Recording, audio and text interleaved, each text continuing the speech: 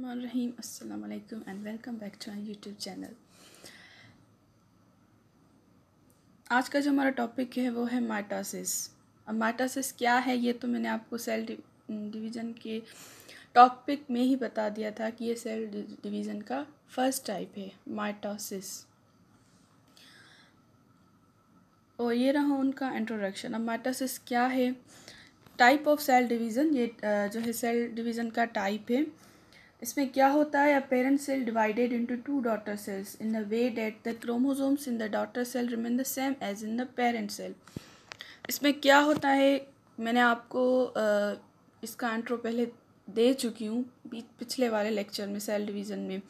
इसमें क्या होता है कि जो पेरेंट सेल होते हैं वो डिवाइड हो जाते हैं। जैसे कि मैं आपको बताती हूँ, ये रहे पेरेंट सेल, ठीक है, ये रहा पेरेंट सेल, ये डिवाइड हो जाएगा टू डॉटर सेल में, ठीक है।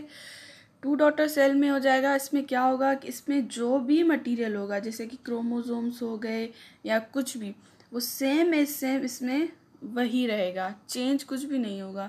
जो मटेरियल पेरेंट सेल में मौजूद होगा वही डॉटर सेल में ट्रांसफ़र होगा। चेंजिंग कुछ भी नहीं आएगी कि भाई ये इसमें जो है 40 फॉर एग्ज़ाम्पल इसमें 47 क्रोमोसोम्स हैं तो इसमें भी 47 आएंगे, 47 आएंगे, ना कि हाफ हो जाएंगे। इसे कहते हैं mitosis. Mitosis is divided into 4 phase. जैसे कि 4 स्टेप्स होते हैं या 4 स्टेजेस होते हैं, ऐसे ही माइटोसिस के भी 4 फेजेस हैं। 4 उसमें क्या हो गया? प्रोफेज, मेटाफेज, एनाफेज, टीलोफेज, ये 4। अब जो है हम पढ़ेंगे प्रोफेज के बारे में कि प्रोफेज क्या है। इन दिस फेज, अब इसमें क्या होता है? अब ये साइकिल स्टार्ट हो गई है, मैं आपको बता रही हूँ। अब सेल डिवीज़न हो गया, माइटोसिस हो गया। माइटोसिस जैसे पेरेंट सेल डिवाइड हो गया टू डॉटर सेल में। अब ये कैसे हुआ? ये सारा प्रोसेस जो है ना, इनके बीच में ये 4 फेज आते हैं। In this phase the chromatin network breaks up to the form long coiled track called chromosomes. ये भी मैं आपको ऐसे समझा देती हूँ कि ये क्या कह रहा है। इन दिस फेज, अब इसमें क्या होता है ये देखिए, ये फॉर एग्जांपल ये एक सेल है, ठीक है। इसके अंदर जो होते हैं ना क्रोमेटिन नेटवर्क मौजूद होता है, जैसे कि ऐसे ये रहा इनका क्रोमेटिन मटेरियल। जब प्रोफेज स्टार्ट होता है तो ये जो कोलाइड हुए होते हैं, ये ऐसे ही बने हुए होते हैं, ये ब्रेकअप हो जाते हैं और ये जाकर ये वाला जो मटेरियल ये जाकर क्रोमोसोम्स, इसे क्रोमोसोम कहते हैं। The chromosome shorten and thicken, ये ऐसे होते हैं क्रोमोसोम प्रोफेज में। Each chromosome is already double. आपको तो पता है कि जो क्रोमोसोम्स होते हैं वो डबल होता है, ठीक है। और उसके अलावा कंसिस्ट ऑफ 2 क्रोमेटिड्स, ये हो गए उनके क्रोमेटिड्स। और अटैच द सेंट्रोमर, ये बीच वाला ऐसा हो गया उनका सेंट्रोमर। अब इसमें क्या होगा? The nuclear membrane gradually disappear at the same time centromere divideds from 2 centriole, each moves toward the opposite pole and form the spinal fibre. अब इसके क्या होगा कि जो हमारा न्यूक्लियर मेम्ब्रेन होगा वो जो है ना डिसअपियर होता जाएगा इस स्टेज में। और उसके बाद जो होगा कि जो सेंट्रोमर है ना वो डिवाइड हो जाते हैं फ्रॉम 2 सेंट्रोल, वो अलग हो जाते हैं सेंट्रोल से। Each move toward the opposite pole and form the spinal fibre. अब जो सेंट्रोल होते हैं ना वो प्लांट सेल में एब्सेंट होते हैं। आप ये पिक देख सकते हैं, इसमें जो सेंट्रोल की बात हुई ना, आप इसमें देख सकते हैं। आप प्रोफेज का पहला स्टेज देख लें, ये इनका हो गया अंदर क्रोमेटिन मटेरियल, ये हो गया क्रोमेटिन मटेरियल। उसके बाद जो है ये सेंट्रोमर हो गया, ये सेंट्रोमर हो गया उनका, ठीक है। 2 सिस्टर क्रोमेटिड्स अटैच हैं, 2 सिस्टर क्रोमेटिड्स हैं और किसके साथ अटैच हैं? बीच वाले सेंट्रोमर से। उसके बाद जो लास्ट वाली थी कि भाई जो न्यूक्लियर, ये वाली आप मेम्ब्रेन देख सकते हैं, ये वाली, ये रही न्यूक्लियर मेम्ब्रेन, ये यहाँ पर नहीं है, डिसअपियर है, नॉट प्रेजेंट है, ठीक है। और दूसरा उन्होंने कहा कि each move toward the opposite pole, और ये एक दूसरे की आप ये देख सकते हैं कि ये कैसे अपोजिट पोल की तरफ मूव कर रही हैं। ये देखिए, ये यहाँ पर आ गई, ये यहाँ पर, ये यहाँ पर, ये ऐसे, ये प्रोफेज हमारा हो गया कंप्लीट। उसके बाद है मेटाफेज। मेटाफेज में क्या होता है? The chromosome arrange themselves at the equatorial plane of the spindle, each chromosome attached to the spindle fiber by the kinetochore part of centromere. Up to this time the chromatids remain together.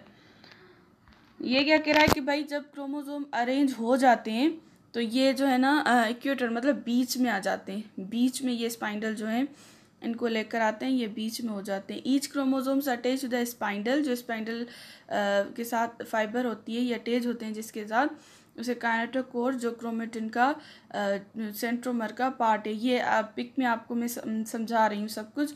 Up to this time the chromatid remains together. उसके बाद मतलब ये chromatids अलग नहीं होते, chromatids जो है वो इनके साथ ही हो, मतलब वो क्रोमेटिड्स जो है ना उनके साथ ही फिलहाल जुड़ा हुआ है क्रोमोसोम्स के, वो अलग नहीं हुआ।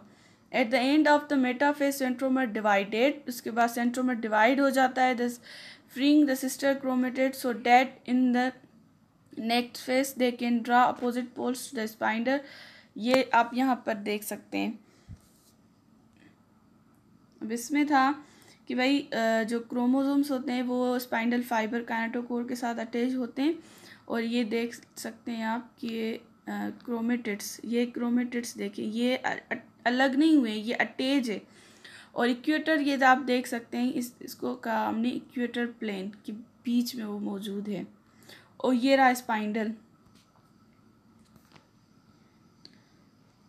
उसके बाद जब सेंट्रोमर जो डिवाइड होगा, द फ्रीइंग सिस्टर क्रोमेटिड्स, तो जो आगे चलकर जो नेक्स्ट फेज आएगा उसमें सेंट्रोमर डिवाइड होगा और जो सिस्टर क्रोमेटिड्स हैं हमारे वो नेक्स्ट फेज में चले जाएंगे और वो फ्री हो जाएंगे, अलग हो जाएंगे।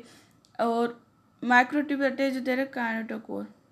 उसके बाद हमारा आता है एनाफेज। अब इस फेज में आप देख सकते हैं, मैं आपको बता दूं, in this phase the centromere of chromosome divide and chromatids of each chromosome separate from each other move toward the opposite pole. आप यहाँ पर देख सकते हैं कि अब क्रोमेटिड्स जो है ना वो अलग हो चुकी हैं, ये क्रोमेटिड्स अलग, ये दूसरी आप ये देख सकते हैं, और ये अपोजिट पोल मतलब एक पोल ये रहा और दूसरा पोल उनका ये ऊपर रहा, ये अपोजिट पोल में जा रही हैं। अब ये क्रोमेटिड्स अलग हो रही हैं। ये हो गया हमारा उसमें एनाफेज में, ये बात याद रहे। In this way one set of chromatid move to one pole by the other set to the other pole. अब ये एक सेट ऊपर जा रहा है, एक सेट नीचे आ रहा है, ये आप देख रहे हैं, ये यहाँ तक ठीक है, ये ऊपर गया, ये एक नीचे आ गया। उसके बाद है हमारा टीलोफेज। अब टीलोफेज में क्या होता है? Two sets of chromatids reach the opposite pole, the fibre of the spindle start disappearing and the nuclear membrane and nucleus start reappearing, so two daughter nuclei are form. अब जो है वहाँ पर मैंने उस पिक में आपको दिखाया कि जो क्रोमेटिड्स हैं वो अपोजिट पोल पर पहुँच जाती हैं और उसके बाद वो बीच में और स्पाइनल फाइबर उनका ख़त्म हो जाता है, डिसअपियर हो जाता है जिससे वो अटैच थी। उसके बाद न्यूक्लियर मेम्ब्रेन उनकी अपीयर हो जाती है, न्यूक्लियस स्टार्ट हो जाता है रिपेयर होना, और उसके बाद टू न्यूक्लियाई फॉर्म हो जाते हैं। This complete the process of karyokinesis. अब इसको हम कार्योकाइनेसिस कहते हैं। ये आप देख लें, ये फाइबर भी आपको कहीं नज़र नहीं आ रहा, ठीक है। न्यूक्लियस फॉर्मिंग हो गया, न्यूक्लियर मेम्ब्रेन ये देखें, न्यूक्लियर मेम्ब्रेन इनवेलप भी फॉर्मिंग हो गई, और ये जो है ना अलग मटेरियल जी अलग हो गया, और ये बन गया टू डॉटर सेल। अब यहाँ पर जिक्र था कार्योकाइनेसिस। अब कार्योकाइनेसिस क्या है? During process the nucleus divide first. उस प्रोसेस को कहते हैं जिसमें न्यूक्लियस जो है ना पहले जो है ना डिवाइड हो, उससे हम कार्योकाइनेसिस कहते हैं। Cytokinesis, during this process the cytoplasm divides. इसमें क्या होता है कि साइटोप्लाज्म पहले नहीं, साइटोप्लाज्म डिवाइड होता है, उससे हम साइटोकाइनेसिस कहते हैं। एक बार ये आप फिर जो है पिक देख लें कि भाई कैसे प्रोफेज, मेटाफेज, एनाफेज, टीलोफेज।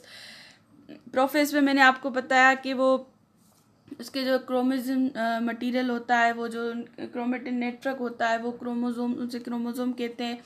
उसके बाद जो है वो क्रोमोसोम्स जो हैं थिकन एंड शॉर्ट होते हैं, और वो जो हैं स्टार्ट हो जाते हैं स्पाइनल फाइबर में। मेटाफेज में भी मैंने आपको यही बताया कि जो प्रोफेज है उसमें न्यूक्लियर मेम्ब्रेन जो है डिसअपियर होना स्टार्ट हो जाती है आहिस्ता आहिस्ता। उसके बाद मेटाफेज ये दूसरी स्टेज में जाता है। मेटाफेज में आने के बाद जो है इनका जो क्रोमेटिड्स हैं वो सेम ही रहेंगे। क्रोमेटिड्स जो है ना वो अलग नहीं होंगे, और स्पाइनल फाइबर जो है ना वो निकलेंगे। आप देख सकते हैं ये हमारे स्पाइनल फाइबर, और इक्वेटरी प्लेन में ये जो है ना इक्वल हो जाएंगे, और ये जो है डिवाइड हो जाएंगे। ये आप देख सकते हैं कि ये कैसे अपोजिट पोल की तरफ जा रहे हैं।